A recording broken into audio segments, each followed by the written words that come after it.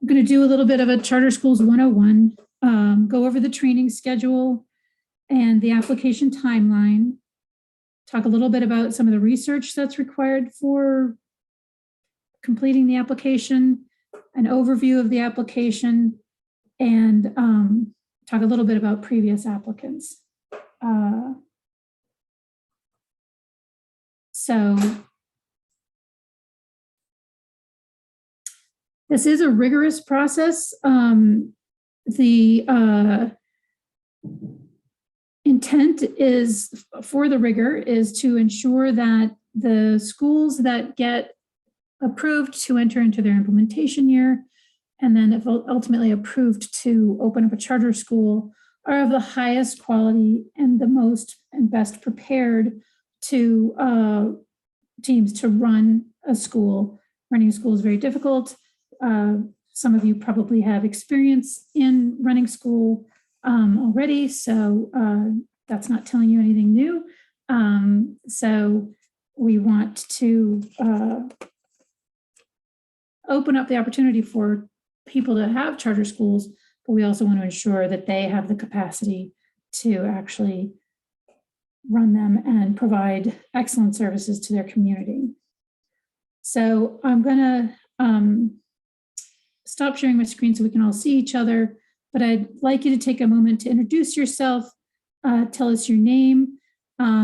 So say we'll start with Terry Morris, and I'll have you then tell your name and talk about your prospective school, and then introduce the rest of your team, and then we'll move on to the next school. And I'd love to know, why do you think your community where you intend to locate is wanting a school like yours there? So we won't spend a whole lot of time on this, just but I'd love to know why you want to open up. So Dr. Morris, let's start with you and your team. All right, well, thank you. We appreciate this opportunity to see if we can be worthy of the trust that you put into this process. My background is as a teacher, working inner city schools in Dallas and Chicago. Now I'm a mental health therapist, but my first love, and I have a PhD in elementary education. So my team members, who I think are online, I have to tell you I'm 67, so I don't know who is online. So I'm going to guess at this. One is Dr. Michelle Coleman. She is she'll tell you about herself, but she's the CEO of the Attachment Healing Center. And one of the things that we noticed is that our kids who have reactive attachment disorder, which is trauma-based emotional problems, have difficulty in schools. And so our purpose for this school is to bring that awareness of how our kids struggle, and an awareness that they can still be successful in school. Many of our kids end up in special education and behind in education and all those things. And I won't go into that in depth yet, but we thought that a school which has an understanding of where these kids come from can be effective in helping them achieve academic excellence. The other person who I think is on is Carol, and Carol is an amazing art teacher, and she's going to help us with that aspect as well. But I won't speak for her or Dr. Coleman. But I will speak for myself. I was a teacher in inner cities for 12 years. I won the Golden Apple in Chicago and several other teaching awards. And one of my frustrations was that kids or children who have trauma in their background, they had the most difficulty in a school setting. And so we're hoping to have this school address those issues. Thank you, Dr. Morris. And I can go, Dr. Michelle Coleman. The only thing that I would add, because Dr. Morris did such an awesome job, is the title of our school is Academy of Relational Learning. As we, from the neuroscience, it teaches us that we heal in relationship to a positive, caring others. So that's how we want our teachers and administrators to show up. And Carol Felly is our trauma specialist at our agency. And so that's what she brings to the team as well. Carol. Carol, you're muted.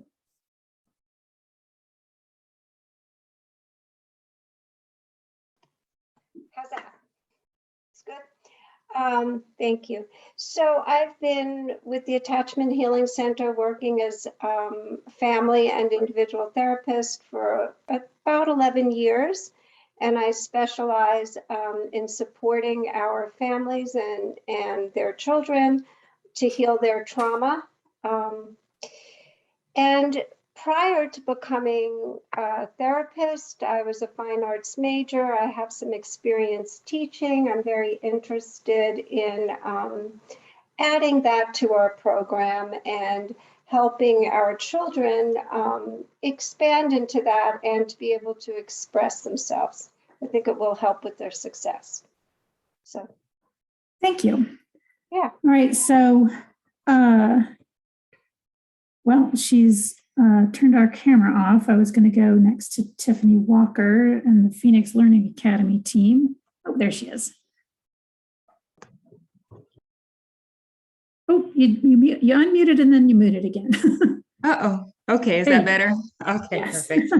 So I am Tiffany Walker. I have some members of my team here with me. I have a couple more that should be joining. They're having kind of technical difficulties right now. But I do see on Vaughn Cahill, he is on right now. I did see Veronica Walker. I'm not sure if she got disconnected or whatnot. But the school we're looking at, as you said, is Phoenix Learning Academy. So we are looking at bringing a STEM school to Alamogordo, New Mexico. I am currently a teacher in Alamogordo, and I see the need for it. I kind of see some of the areas that we're missing. So more so that hands-on learning, that non-traditional type learning that the students are missing. More hands-on projects through learning that way. So that way we can focus on all learning groups for those students who are not performing well in that traditional classroom setting. And so, yes, Vaughn Cahill is here, Veronica Walker, then Johnny Walker should be showing up, and Shirley Phillips. So we all— Shirley's just jumping on now. Oh, perfect. And so we all share that same vision that the students are in need of a little more, more intensive, at-risk students that need that intensive learning and interventions that they're not being provided at this time. Anybody else on the Phoenix Learning Academy team want to tell us anything else, or? All right, well, there'll be plenty of opportunities. So next on my screen, I see Miss Karen Warner, who used to be the Charter Schools Division's Deputy Director. Hello, Karen.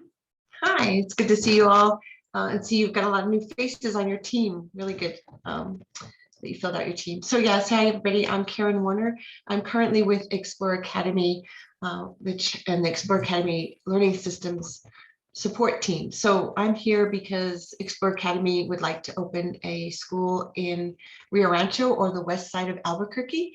As you know, facility will determine which one we probably go with, but the school is has a school. We have a school in Albuquerque, and there's also another one in Las Cruces. And the focus of the school is student choice and true standards-based grading and learning. So the students have a lot of choice in how they learn through what we call flavors. And I'm pretty impressed with the school in terms of doing true standards-based grading and assessment from K through grade 12. So we'd like to bring that. We have a lot of, the reason to go look at Rio Rancho and the west side is we have a lot of students who travel to Albuquerque from those areas, and parents are requesting a more local option for them. And like all of you, having these options for students who are not learning in the traditional school setting. So I think I covered everything. Is that right? Yes, thank you. Thanks. And then Karen Ellert, you want to introduce yourself? Hi, everyone. My name is Karen Ehlert, and I have been with the charter schools scene for quite a number of years, originally with the charter schools division. And after I retired, I've been working primarily with schools that are renewing their charters. And currently, I'm just interested in keeping up with the trends and the changes in the new application. I haven't looked at it for a while, and so that's my reason for being here. We're happy to have you. And then Joshua Granata from Santa Fe Public Schools. I have not met you, but there you go. Hi, good afternoon. Yeah, my name is Joshua Granata. I work for Santa Fe Public Schools. I'm the general counsel for the school district. And as many of you might know, the districts are also authorized to award charters to charter schools as well. And so I'm here to learn more about the process and try to develop our policies, trying to get them up to date here at Santa Fe Public Schools. Awesome, thanks. Nice to meet you. And then one of our team members, Samantha Samuel, has joined as well. So she's with us as well. So thanks for coming, Sam. So, all right, I'm going to go back to sharing my screen. So like Joshua said, all of the districts can authorize charter schools as well. APS, Albuquerque Public School System, is the other main authorizer aside from the state, but Santa Fe Public Schools, Taos Public Schools, Roswell Public Schools, they all have authorized charter schools as well. I am training you guys on the Public Education Commission's application.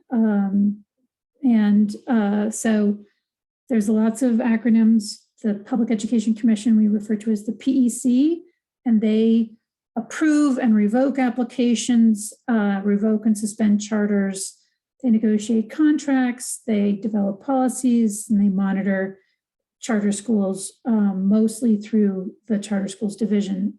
So the Public Education Department, PED, and the Charter Schools Department, CSD, we provide, well, the CSD provides support to the Public Education Commission by actually being boots on the ground, monitoring the schools, giving reports. The Public Education Department has their own role in, because charter schools are public schools, and so you would have to interact with the Public Education Department the way any other school district does. Having a charter school means you have your own micro district, basically. There's differences in how whether you're authorized through the state or through a district with regards to budgeting and how that money flows through your school. If you're state authorized, it comes directly to you. If you're district authorized, it flows through your district.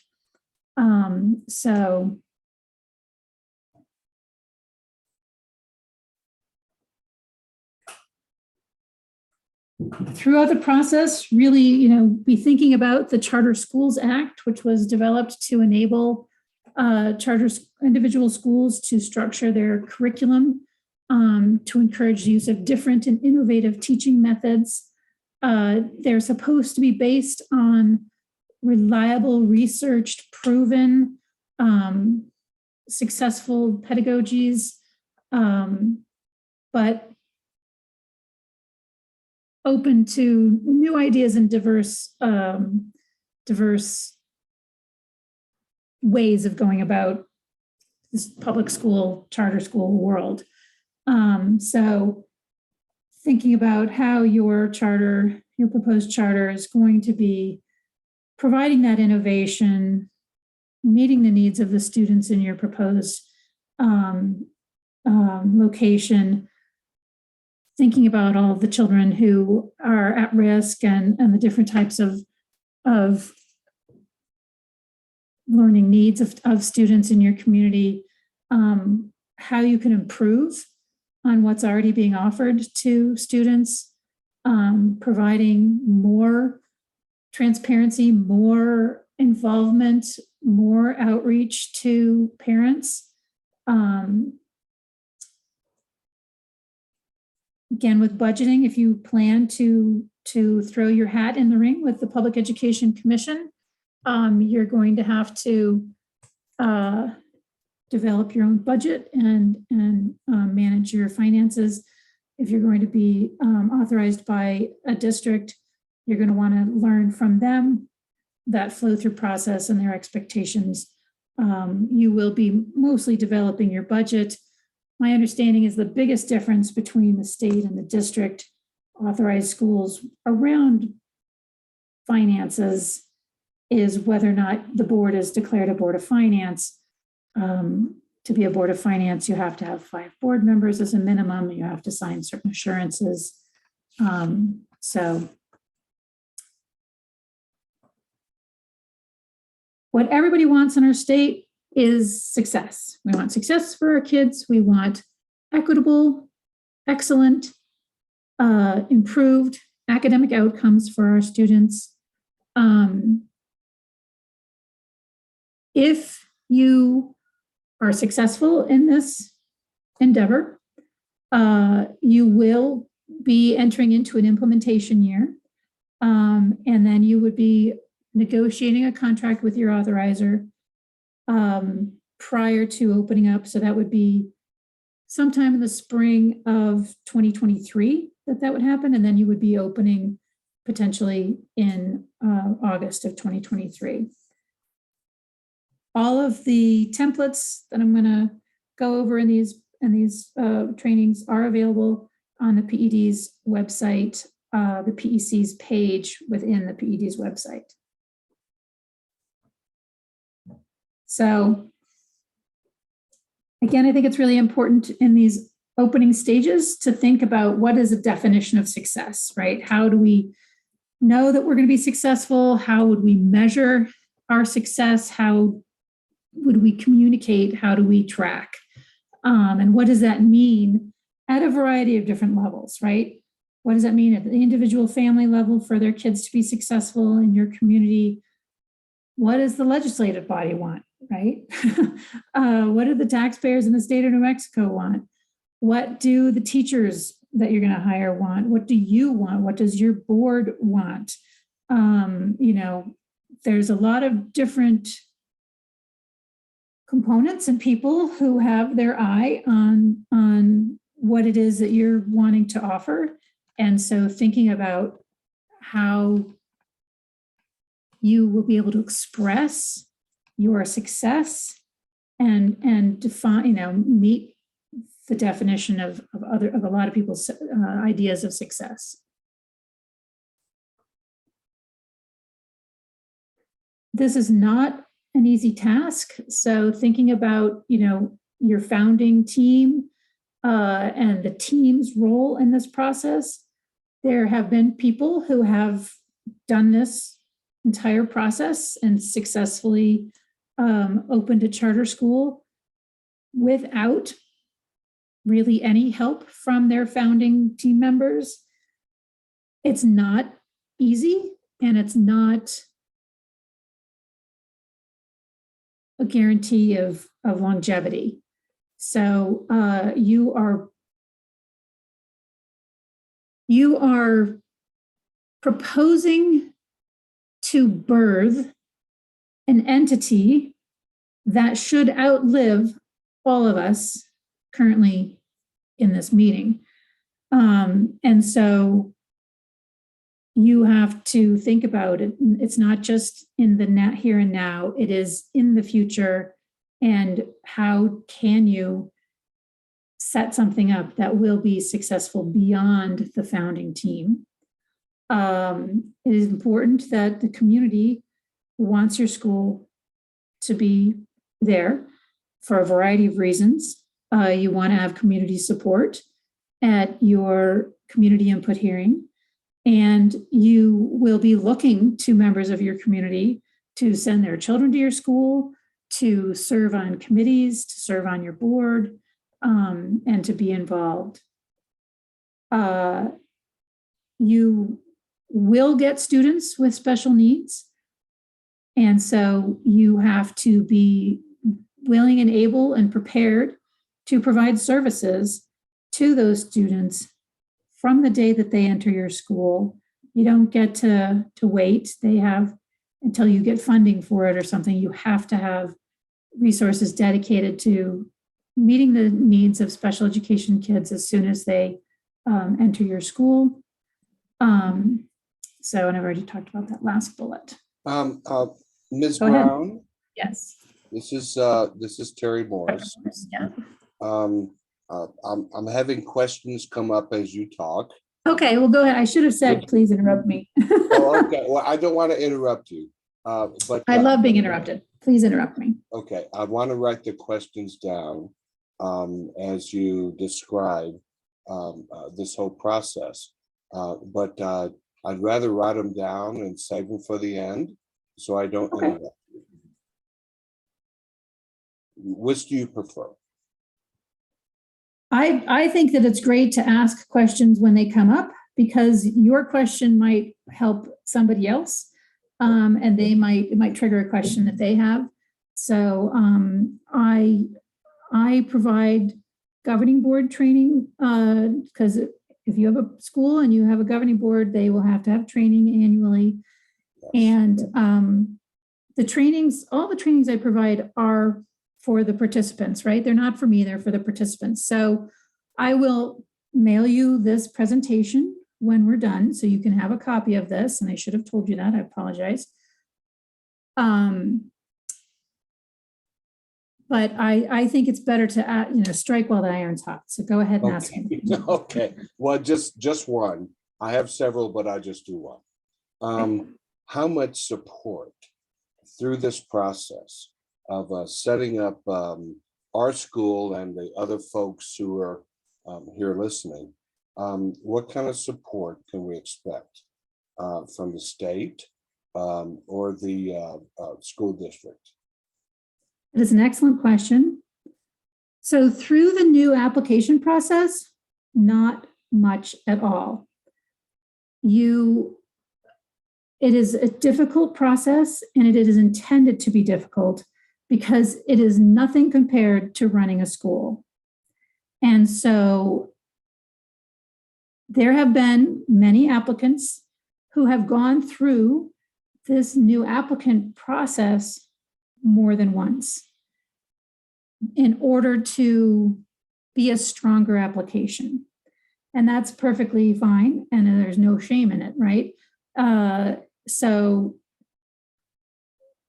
not, going through this process and seeing all of that's involved, the difficulty to have it be a multi-year that you're doing this new application process is perfectly fine.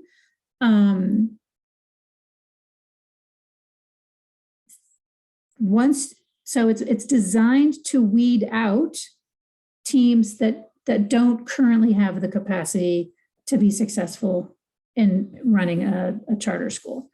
Once you get approved, conditionally approved by your preferred authorizer, you enter an implementation year. And in that time, you get more support from the Charter Schools Division in guidance, and you're working on policies and procedures.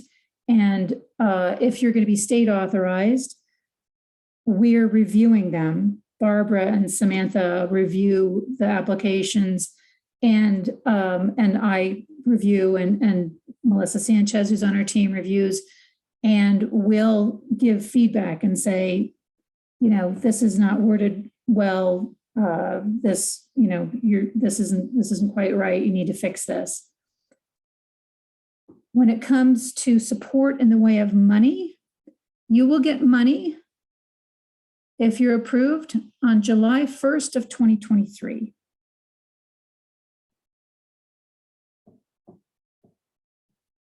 There is a charter schools grant, the CSP grant, that we'll talk about a little bit.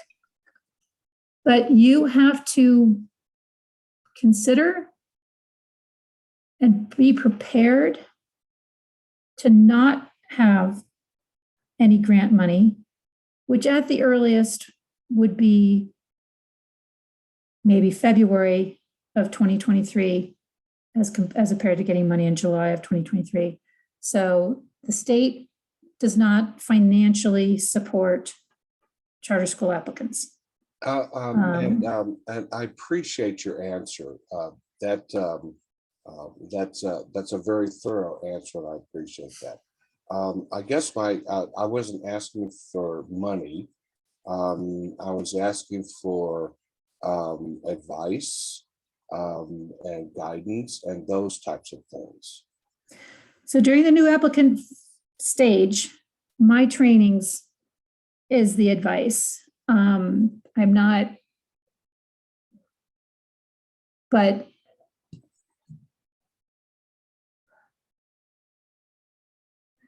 in the past, there have been applicants who wanted help with filling out the budget documentation, and we don't do that. That's, Okay. You have to find a business manager, somebody with that capacity who can help you with that part of it. So really, the new application leg of this journey is difficult because the other legs don't get any easier. And so we want to make sure that you have a team that has the capacity to see this through. Okay. Thank you for allowing my question. Of course, of course. Does anybody else have a question? And the chat box, I have the chat box open on my desk, although it is kind of out of my line of sight, so I will put it in a better place. So if anybody wants to, put something in the chat, please go ahead and do that. Or just, again, unmute yourself and ask. I think that it's a better overall training when I get interrupted. So, all right.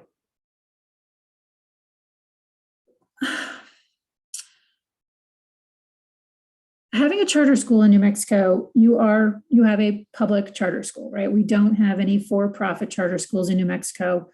It's not allowed. They're all public schools, and they are subject to greater accountability. Whether you like that or not, they have much more accountability. They are held to a higher standard, in my opinion. They can be revoked, right? They can lose their charter. Also, there are some members of the public who are not fans of charter schools. And when something bad is reported as happening at one charter school, people tend to think that that's all charter schools. I never worked at a public school. I ran a private school here in Santa Fe that was Montessori based. And it's similar to what I experienced there. People think that if you've got Montessori in the name of your school, that all schools with Montessori in the name are connected and related. And so if they call one, they can talk about another. And that's just not the case. So there is greater accountability, there's more oversight, and there are some dire consequences, right? You can lose your charter contract. your ability to continue your school. Okay, and charter schools are a choice. Kids are not assigned to your school. Parents actually have to choose to go to your school, and that is never a given. And so that has its own set of circumstances as you're, moving through this process and wanting to enroll kids. And so really thinking about how your school, your board can be proactive in not just recruitment of students, but also in ensuring that they really actually intend to come to your school. But I'll talk about that later in another training in more detail.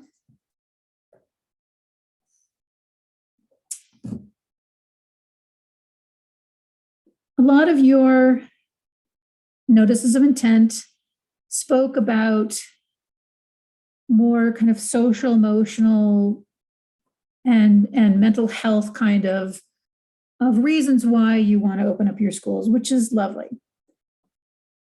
At the end of the day, you are a school, and achievement and accountability are high priorities for the state and for continuing, and the authorizers for continuing and providing services through your charter school. So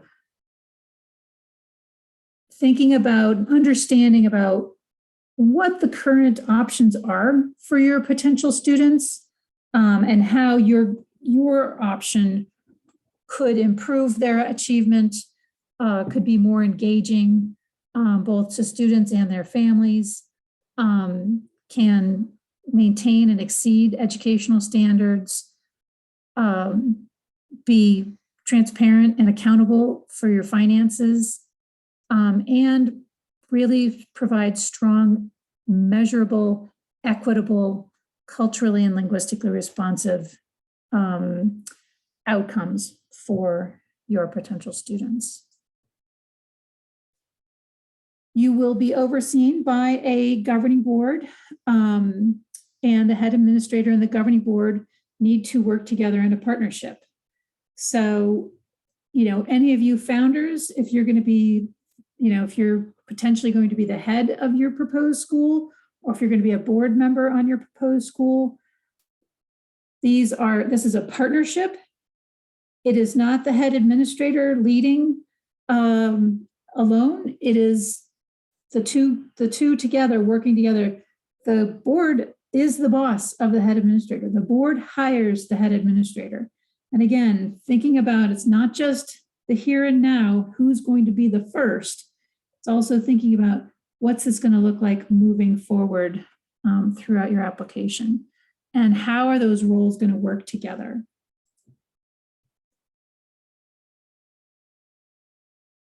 So contracts in our state, the longest contract you can get is a 5-year contract. If you are approved to enter into an implementation year, it's kind of called a 6-year contract, but because you're kind of a functioning board, you would be a functioning board next fiscal year. But then after that, it's 5-year contracts.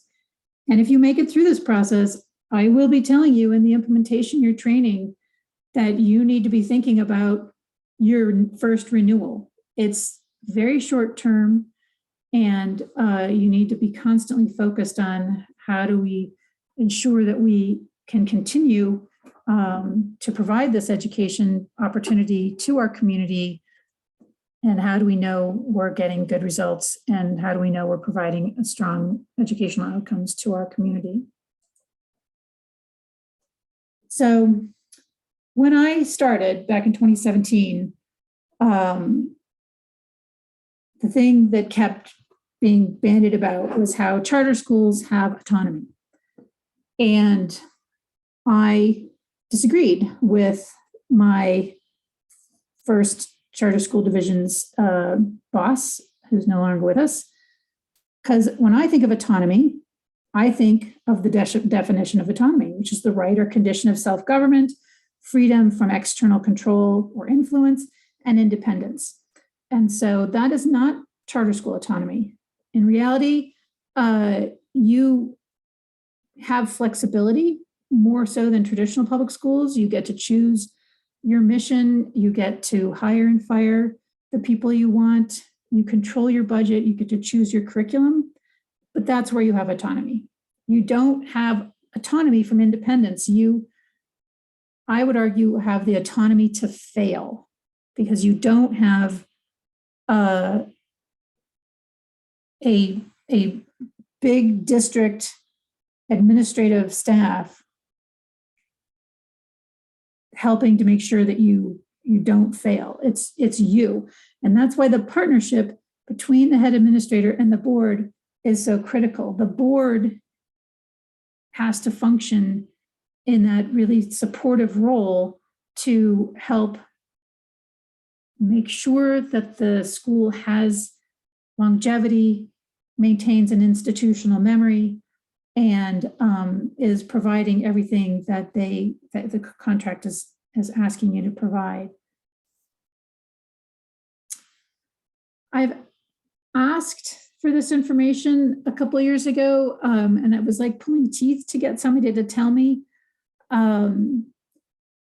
So by one estimate, just to get your proposed school to its opening of doors is about $325,000. So, and you don't receive any money until July 1st of the year you would open. There's the biggest hurdle is getting a building.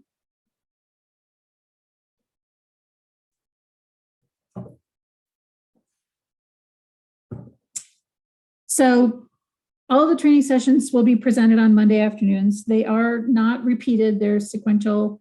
I've scheduled them to be from 1 to 4:30.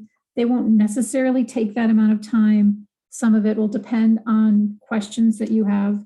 At our next session on February, I want to go over budget and facilities and organizational more. Also, we'll be hearing from at least one of this year's current applicants. In March, talk more about academics. April, we'll talk about the application submission and next steps. And then if we need one, we can have a session on May 16th, but it'll depend on what the group asks. So the application timeline, you all successfully completed the notice of intent. Part of this application process, there were a couple of applicants who did not successfully complete the notification notice of intent process. And so that, again, it's a screening, it's a limiter. And if you were to decide in May that you aren't ready and you want to go again next year, or if you decide you are ready and you submit an application but you're denied, you can always go through this process again, but you would still have to turn in a notice of intent to the state and the district in which you're going to be located next January by the second Tuesday at 5 p.m. So in this timeline, then we've got the trainings that I offer. Within that category, the facilities master plan will be due to the Public School Facilities Authority, and that due date is April 15th. The application will be due to the state if you're going to be authorized with the Public Education Commission, if you choose the Public Education Commission, no later than 5 p.m. on June 1st. If you want to apply to, say, Santa Fe Public Schools or Albuquerque Public Schools or Alamogordo Public Schools, you would need to ask them when their deadline is. So steps 5, 6, and 7 are exclusively if you're going to go with the state authorization. There's a technical review period in which we have outside peer reviewers review the applications and rate them. That preliminary analysis is provided back to you between June 27th and July 1st. There are capacity interviews scheduled the week of July 6th through 8th. And those are where your entire team sits with the peer reviewers, and the peer reviewers ask questions. Then they do an analysis of your responses to their questions, and the analysis is provided to you. It's also provided to the Public Education Commission. The week of July 18th, there will be public hearings in the community where you intend to locate. And that is where you would want community support. You will have to, we'll schedule your capacity interview hearing. Your team members will have to be available. We will schedule your hearing. Team members will have to be available. These are all work days during the working day. CSD, Charter School Division, overall analysis of the whole package of what the peer reviewers give us is given to the applicant and the Public Education Commission by August 5th. And then the PEC holds their decision-making meeting on August 19th. Their dates are subject to change. They might change their August meeting date. But they will let you know whether or not they have approved your application for implementation no later than September 1st. They usually do it at their meeting. I've never seen it go late, but by statute, they have until September 1st. When it comes to the application, if you are going to be authorized by the state, you must use the form that the PEC will provide, that we have on our website. It must be the current year's application kit. And again, if you want to be authorized with your district, please check with them to see what form they're going to use. They may very well use the PEC's form with just changes to the names and how you submit and things like that. The states has an executive summary section and appendices, and all of those need to be completed. We need to know who the point of contact is and how to get in touch with you at all times. So if your an email address changes, like say as you're getting through this process, you decide you want to establish a school-specific email, then like say Ms. Walker goes from having the email address that I have to having T. Walker at Phoenix Learning Academy, although I'd prefer something shorter. I just need you to let me know, or the Charter Schools Division know, so that we can be in contact with you. We don't have any emails bouncing back. And then it's best, you will have my email address clearly, but it is better if you can remember to always email charter.schools@state.nm.us. The emails get logged and delivered to me or to Dylan or to whoever they need to go to, but it's a better way of our tracking those emails. Does anybody have any questions so far? Okay, so the PSFA, the Public School Facilities Authority, has their own process and requirements during this process of new application. You have to include evidence that you have developed a hybrid education spec facility master plan. And that has to be submitted for review to the Public Schools Facility Authority, the PSFA, at least 45 days prior to the application due date. So the application due date is June 1. 45 days prior to that is April 15th.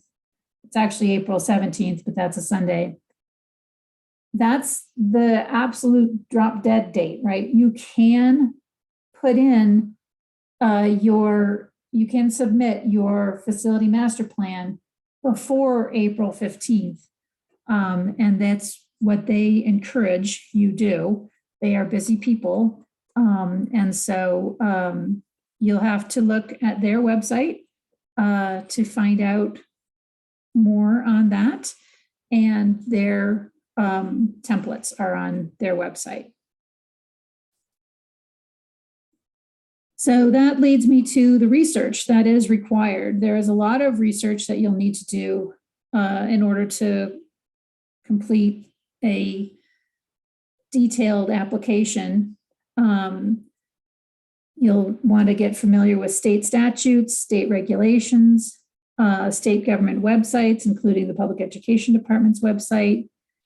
On the state, the PED's website, there's lots of guidance and technical manuals, like special education. If you're going to have a high school level kids, College and Career Readiness Bureau. There's, community outreach, there's equity, there's all sorts of different divisions, Indian Ed, language and culture, that you'll need to be diving into and swimming around in. There's also federal rules and regulations, right? There's FERPA and IPRA and FAPE and all sorts of federal rules and regulations.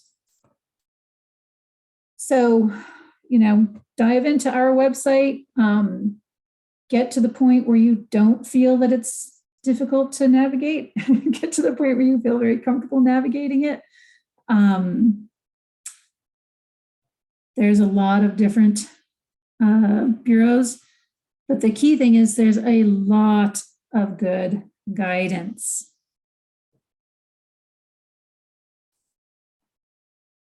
So schools are required to follow all the policies and guidance manuals issued by all of the different PED departments.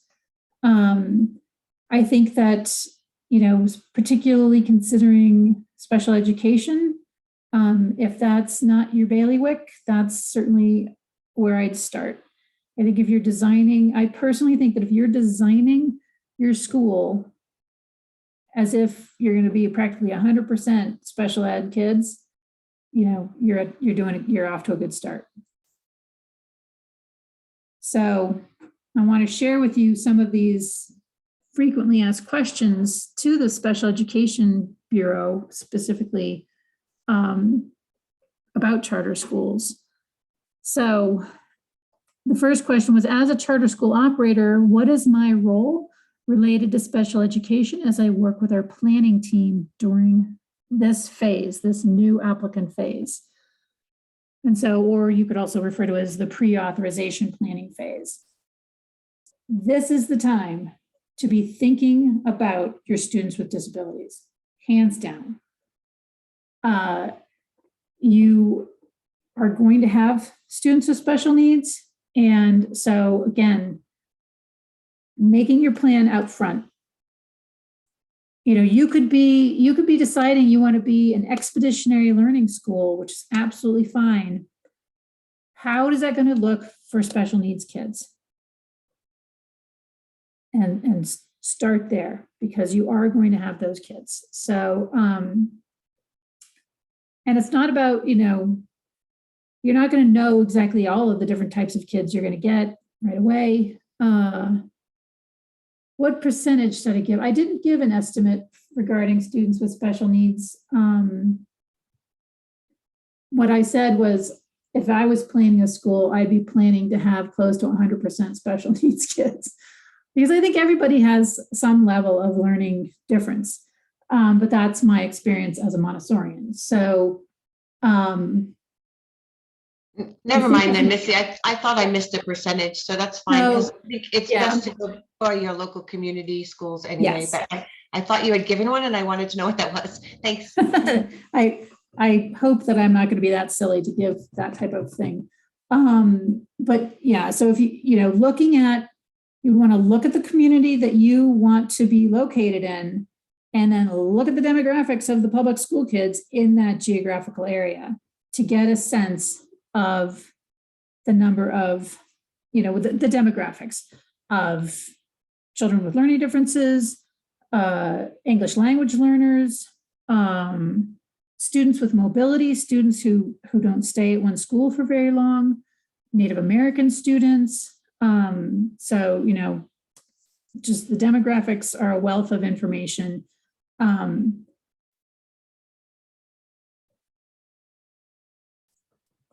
So the next question was, as a charter school operator, oh no, that's the same question. These are more of the answers. So thinking about the vision you have for your school, again, what does that look like for a student who has maybe cognitive disabilities or physical disabilities, and really, how will that type of student access your mission, access, like physically access your school, be able to be participating in a full and complete way? And frankly, really, there isn't anything yet developed around equity and culture. But again, how will it be for families coming to your school, no matter what their learning style is, what their culture is, what their socioeconomic status is, what their ethnicity, anything, that they're going to walk into your school and feel like they belong? That's what you want. You want people to feel like they belong. And this is, also with homeless students, and familiarizing yourself with the McKinney-Vento Act and how that defines children as homeless. That is a national act, and the definition of homelessness is kind of what a lot of New Mexico families look like, having multiple generations living in one household, having grandparents, having students live with their grandparents. Those students would be considered homeless. And so how will your school be working to identify those students, support those students, break down any and all barriers for anybody to be able to achieve to the highest level possible? And the beauty is you don't actually have a physical building now, right? So this is the time to be thinking, you probably have come to this with your dream of what you want to provide. And that's great. But now look at that through the lens of the disenfranchised and the people who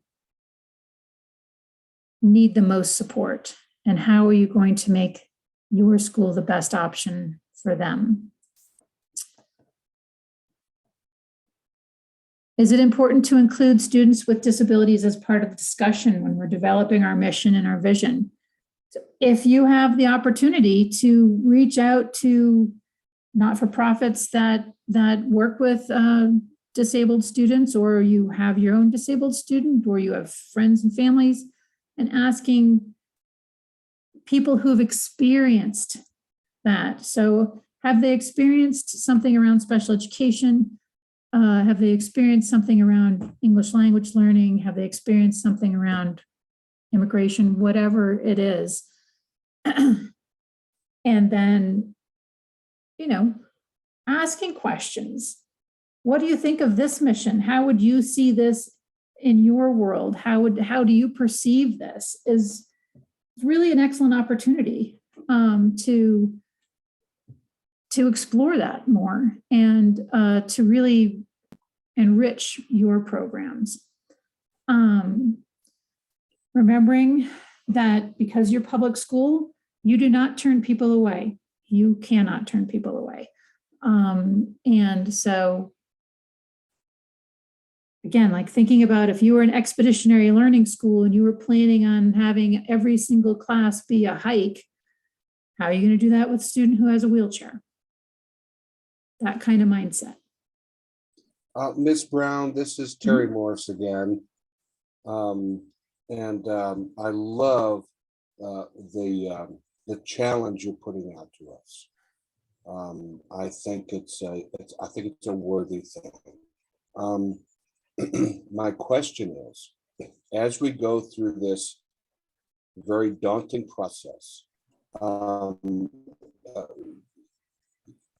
is there somebody in your organization that when we have questions, can we contact and ask questions about what we need to do with this or that or those types of things? I'm just wondering about the guidance in developing this proposal. Right. So like I said, there's a lot of guidance on all of the different PED division web pages. And there's also contact information for the different bureaus. So I don't mean to interrupt, but I'm talking about a person we can talk to if we have a question. Well, you can ask me. Okay, good. Oh, yeah, Karina, I love hearing what you say. Yeah. Terry, sorry to interrupt you. I just want to say that this is the forum for you to ask questions. Okay. This time is the time that we've set aside, and Missy is awesome. She can go through the PowerPoint, and she knows charter schools so well that it just flows. And that's wonderful. So she is a wealth of resources, and there's other folks on the call that have been involved in charter schools, that work within the division, our team, but also Karen Ehlert has been in the charter school world for a long time. So this is your group to ask the questions, and Missy said, please interrupt her. So I think you should not hesitate to interrupt or to add a question in the chat that you have, and hopefully somebody on the team is monitoring that and will say, Missy, there's a question about what percentage, for example, Karen Warner asked, what percentage did you give for an estimate regarding students with special needs? I didn't hear that part of what Missy was saying. But if Missy needs to repeat that because you didn't quite catch the number, that's great. But that's also an area where we would expect you all to do your research, right? I think that Missy mentioned that this is a rigorous process, and part of what that means is that you do a ton of research and work in between these training sessions so that you have some of the answers, and you've reached out to a lot of different entities, and that you synthesize all that and come back with a really high quality application. But that answers your question. Not quite, but thank you, Ms. Chavez. I really appreciate your information. I guess as we go through this process, and I'm all about reaching out to people that know more than I do. And I guess that was my question. As we do all our research, as we do everything that we're being asked to do, is there a person that we have a question that we can't answer that we can reach out to? Well, so yeah, I mean, the next training sessions are combinations. So in February, March, like all of those, there will be opportunities for you guys to all just say, I don't understand what's being asked for here, or where should I look for this or that? Well, I can And explain, I can explain that further if it'd be okay. Sure.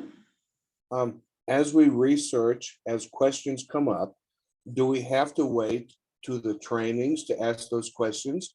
Or is somebody in your agency that we can call to say, hey, we got this question about this? Is that possible? That's all I'm asking. You can reach out to my email. I just would prefer it in an email. Okay. All right. And that way, because if it's a question that that other folks might also have, or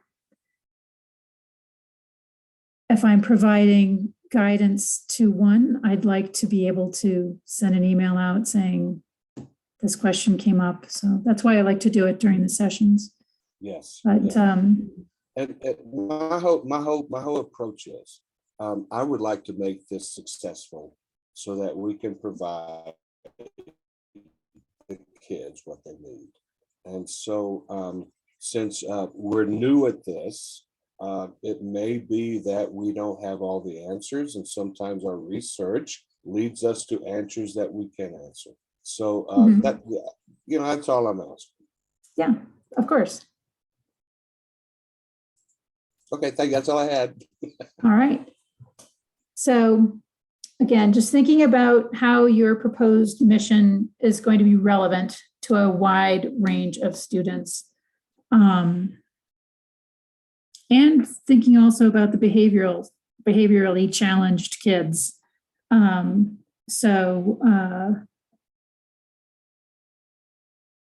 A lot of them end up in alternative schools. If parents can afford it, they end up in private schools. And if they can't, they might end up in a charter school. And so thinking about how to help those students as well, and not just pass them down along the line. So there's 6 legal principles contained in the Individuals with Disability Education Act, or IDEA, to be considered. 0 rejections of children with disabilities. So you cannot say we won't, oh, your child has this mobility issue, or your child needs to have this type of therapy. They can't, we recommend you go to the Albuquerque Public Schools. That's a no-no. You cannot ask questions like that on lottery applications. If they come to your school, you have to develop an IEP with them and work with those students and get those services in. IEP stands for an individualized education plan. There's laws around free and appropriate public education, least restrictive environment. So that's where you're not pulling children away all of the time for them to learn with a therapist. It's, if somebody's got to have specific physical therapy, like vision therapy or something like that, speech therapy, of course that's acceptable to be pulling them out of the classroom. But the idea is that the kids feeling normalized to the classroom is the best way. There's parental involvement that's required. Amazing as it is, sometimes parents are resistant. And so how are you going to deal with that? How are you going to do the non-discriminatory evaluations? So thinking about how you're going to be providing special education, how it's going to be just baked in to what your charter school is from the beginning is really the best way forward.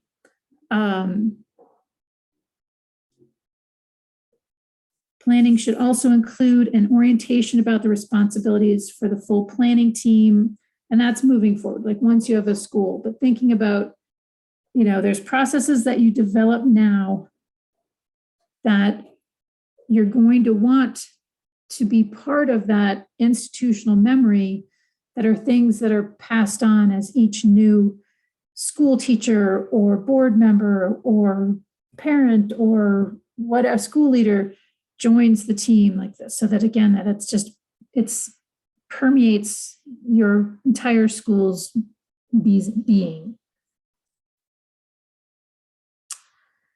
So this is the application overview. There are 4 main types plus the appendices. I'm not types, but sections. So part A, B, C, and D. A are the introductions and instructions. B is where you would fill out your executive summary. This is your passion reason for why you're taking this on.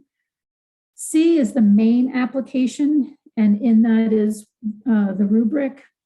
Although actually, I think the rubric might be moved to the instructions now, I'm sorry. Part C has 3 subsections: the academic framework, the organizational framework, and the financial framework. These 3 frameworks are what constitute how your authorizer is going to be overseeing you and making sure that you're following all of the things that they want you to be doing. And then part D is the capacity interview rubric. The appendices that are required are your governing body bylaws. Clearly, this is draft. It's not like you're going to vote and approve them and everything like that, because we'll have comments to make about them if you get approved into your IY year. Your head administrator's job description. Again, I would advise you to think about not just for the person you want to hire now, but how you would do this process and thinking about future people. Job descriptions for certified, licensed, and other key staff. Proposed agreements governing third-party relationships. So if you are going to be partnering with somebody to actually run the school, so not say you were going to be partnering with an organization that provides social emotional support. Like they're not administratively running the school, right? So that's a difference. Your PSFA approved projected facility plan documentation. 5 years of the 910B5 SEG computation revenue estimates. A 5-year budget plan, and your internal control procedures.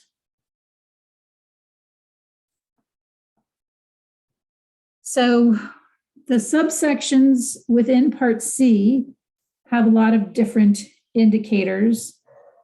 We want your mission, your vision, what makes you unique and innovative. These things are not, they're not rated by the peer reviewers, right? They're not going to say, we don't like their mission or we don't like their vision. But they're assessed for completeness that you've provided them. Your mission-specific goals and or student performance indicators. So again, like when Dylan and I are providing governing board trainings, and we'll talk about, because some schools that are in existence did not go through this rigorous process to open up. And they're, some of them have very kind of nebulous mission statements. Like our mission is to create lifelong learners. And we'll say, so how do you measure that? How do you know you've achieved that mission with a student? What data do you collect around that? So it's important to understand that your authorizer is going to want to know how you're achieving your mission. And so you need to be able to collect data around that. There are ways to collect data around something that isn't specific, like we want to have lifelong learners. There are ways to do that. We want to create global citizens who love art, but think about it now. How do we build that in? How do we know that we're achieving that? We want to know the curriculum, education programs, student performance standards, bilingual, multicultural, Indian, Hispanic, and Black Education Acts, your equity plan, graduation requirements if you're going to have a 12th grade, teaching and instructional philosophy, your yearly calendar, your daily schedule.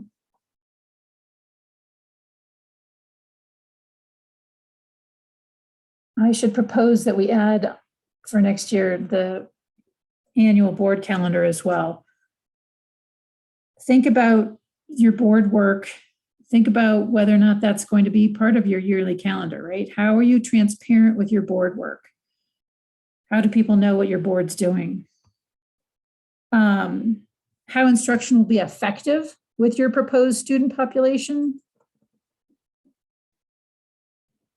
Your instructional services and supports for students with individualized education plans, how you're going to monitor and evaluate those students, required curriculum and instructional supports for your English language learners, how you're going to monitor and evaluate those students, your plan to adhere to ESSA and state statutes, your assessment plan, your plan for assessment data analysis, your plan for student progress and achievement and how you're going to communicate that. In the second part, so that's organizational framework, the key components of your governance structure, your governing body qualifications, how you're going to select and recruit board members, their annual training plan, how they're going to evaluate themselves annually, their plan for how they're going to monitor and oversee the school's outcomes, their plan for hiring the head administrator, distinguished roles and responsibilities, annual head administrator evaluation plan, your organizational chart, job descriptions for all your certified and licensed staff, staffing needs plan, your professional development plan, your employer-employee terms, parental, professional, educator, and community involvement in governance plan, your plan for processing concerns and complaints, your outreach and recruitment plan, your lottery admission process, your conflict of interest policy, any essential third-party relationships. As Appendix D, you're going to attach that formal agreement if you have one. So if you don't have one, I would put not applicable. Your transportation plan, your food services plan, your facilities master plan, and evidence of researched facilities and properties. Again, I cannot state enough how finding a property is the biggest hurdle to opening a school, period.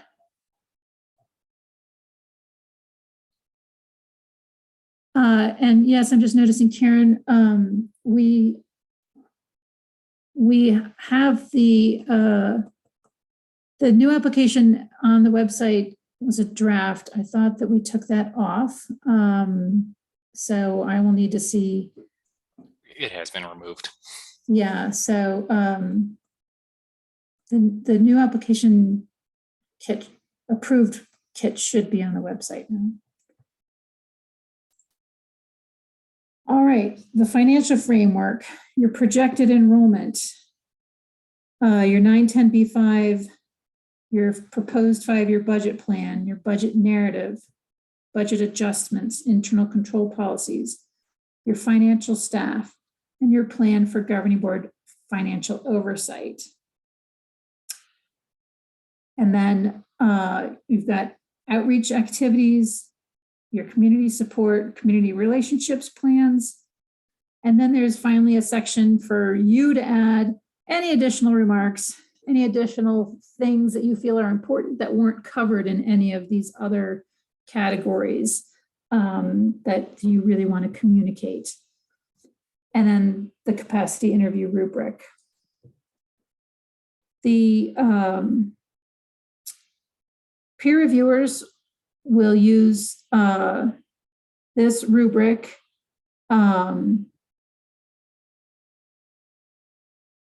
Okay, thanks, Karen, for letting me know. It should be up there. I'll have to check to see. Perhaps Bridget, if Bridget's still on, she could go check to see if there's a workflow that needs to be approved. So this is, it's important for you to read and understand the application response ratings. The peer reviewers are going to be using this as their rubric for evaluating your responses to the application. And so one of the key things that I think that a team should do during this process is typically applicants have one person who's responsible for writing the final application so that it's kind of has one voice. But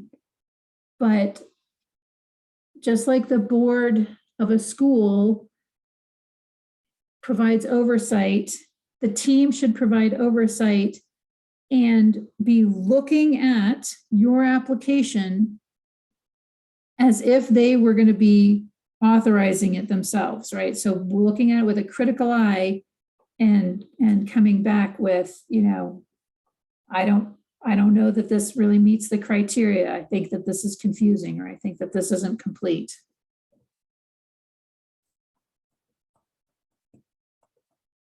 Never mind, Bridget. I'll tell you later. So filling in the application, we will make sure that it's posted on the website. This is kind of just a screenshot of what it looks like. This is, you're going to click in that grayed area to enter your response. And so this is something I'll ask you more than once because I want to make sure that you can access the application and get your responses in, because that is, you have to respond within the application. So you can see it's kind of a gray little bracketed area. And then there's this white area. And it's inside that gray bracketed box where we want you to put your responses. So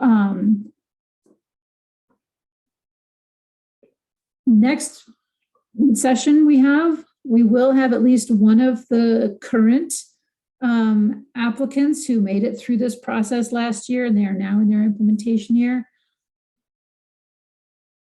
I encourage you to come up with questions to ask. These would be peer-to-peer questions, right? They've gone through this process just last year. They were successful. They're in their implementation year. They're hoping to be approved in June and being able to open in August or September. And so take the opportunity to look through the application and think of questions that you would want to ask somebody who's just gone through this process. So please, I hope you all take advantage of that. I love going through this to show you the applications by the numbers. So I've got data going back to 2015 of how many people were successful in submitting a notice of intent, how many of those people then submitted applications, how many withdrew their applications, how many within those were then approved by their authorizer. And this is all PEC authorized. I don't have district authorized data here. And then who were ultimately approved. So you can see that in 2016, there were 11 successful applicants. 4 of them submitted applications. 1 officially withdrew. 1 was recommended for approval, but they weren't approved. they were asked to go through the implementation year process again for a second year. So not only can you on your own decide through this new application process, boy, our team needs another year to be ready. And so we're going to go through this process again. But then if you go through this process and you're approved and enter into your implementation year, your authorizer might say, we still don't think you're ready. We want you to go through this implementation year again. It's rare, but it can happen. So, you can see the difference between the applicants and those that are approved are very different. And so this year we've had 5 successful. And so it's yet to see who all submits applications and who's going to move forward. In my experience, the teams that have the most success have a clear, focused, results-oriented, measurable mission statement that aligns to all parts of their proposal, right? So I'm never in doubt about what it is that their mission is throughout the proposal. They have a demonstrated understanding of the charter school's projected students, so they know, who their community potentially is going to be. They've got a lot of local community support, and the governing body is a strong, professionally functioning financial oversight, providing support to the school. They understand the role that they play, and they are independent. They are responsible for their own recruitment, and they partner with and share the load with the head administrator. They don't just delegate everything to the head administrator. They don't over micromanage. They also don't just, wash their hands. All right, so the CSP grant, I'm realizing I didn't have that in my agenda. I'm sorry about that.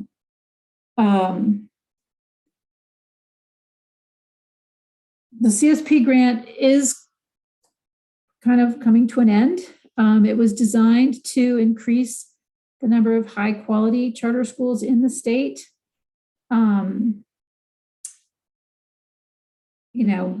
Supporting both new applicants, high quality new applicants, and existing schools to expand. So I don't know if Bridget, if you're still answering the phone, or if you want to talk a little bit about the CSP grant.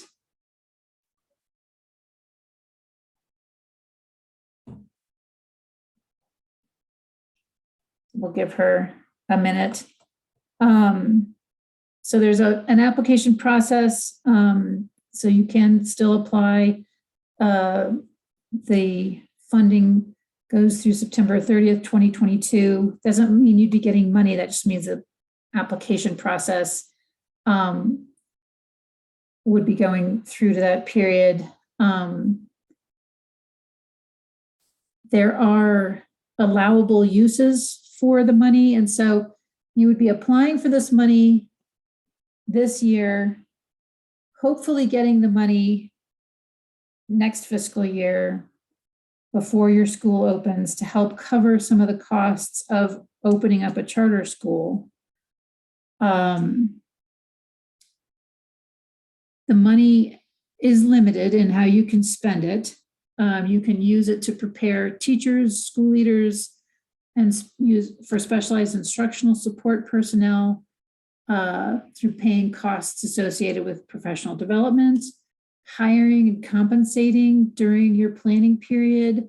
So like one school used their grant money in part to hire somebody to do student recruitment in order to ensure that they actually got the number of students enrolled in their school in their first year that they had projected. You can get supplies and training and equipment and educational materials. There's, if you have a building, there's some renovation work you could spend the money on if you need renovation work and things like that. Provide one-time startup costs associated with providing transportation to students. One of the things that limits people's choice of choosing a charter school is transportation and food. The traditional public schools provide transportation and they provide food. And for many, many, many of our New Mexico families, those two items are critical to them choosing a school. Community engagement activities, and when such costs cannot be met from other sources, opening and preparing for the operation of a new charter school. None of you guys would be replicating or expanding. So I've provided a link to the application process here for you guys. And that's all I have for you today.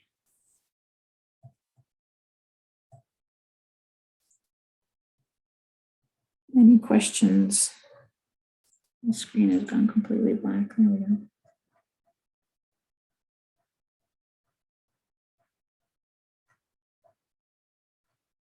So I know it's a lot.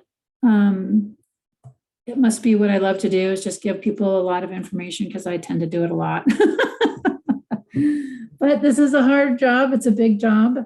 And so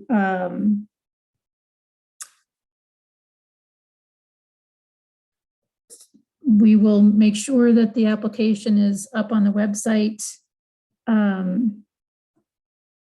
as soon as possible. And so start looking over it. Look at the PSFA's website, look at all of the facility master plans for charter schools and those steps.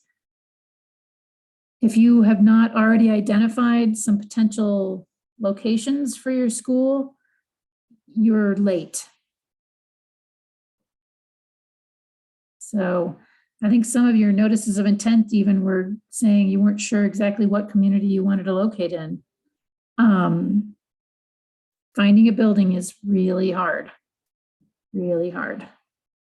So gather your questions.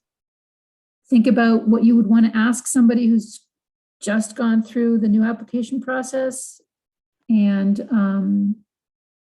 come prepared to ask questions. I do have a question for you. So I did speak with like city commissioners and the mayor concerning a building.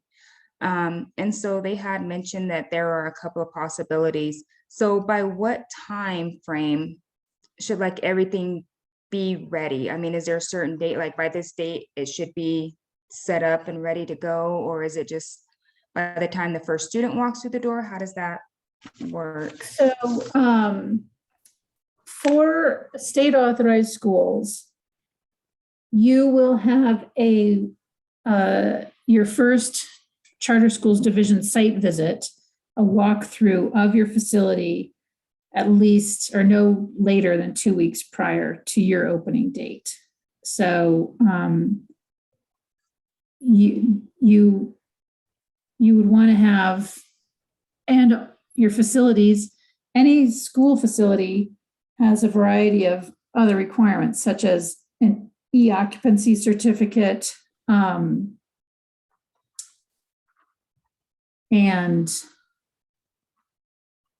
an NMCI, New Mexico Condition Index. So, it has to be a facility that is approved for students to be in, right? So if you're looking at a strip mall, that's not going to have e-occupancy certification or an NMCI.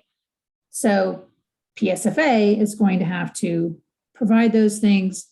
You'll have to, the city in which you're located, they're going to have their own regulations and requirements as far as building, what's the word I'm looking for? Certification to have a business in that building. If you're looking at something that used to be a school, then you are going to have those things. So the facilities master plan process that's due in April is not, we have a building and we're paying rent on the building. But it's pretty much everything like up to that point. And again, it's to ensure that you're going to be able to get through this whole process, because chances are you're not going to be able to have a building and pay for it right now for a year without having any kids in it. And you're going to be working with area real estate agents and landlords up until you are approved for commencement of operations in June of 2023.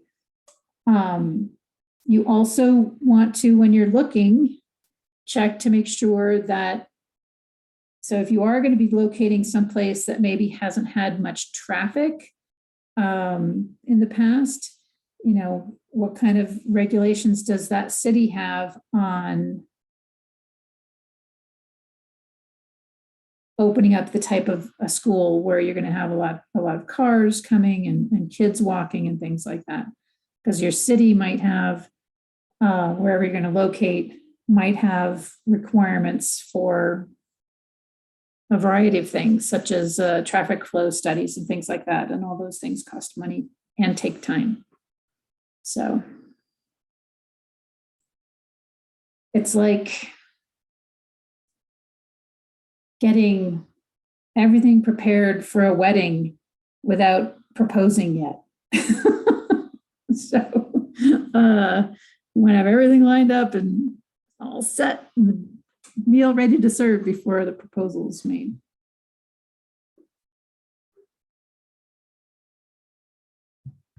I do usually like to tell everybody it's way easier to open up a private school. And it's not easy getting tuition out of people, I'll tell you that. This is not an easy process. But the kids in our state are absolutely worth it. And they are worth all the hard work and effort that you're endeavoring to take on. And that should be your guiding star. So I look forward to Terry Morris. Yeah. And thank you for all your wonderful information. You're welcome. I do have to get off and go do my job.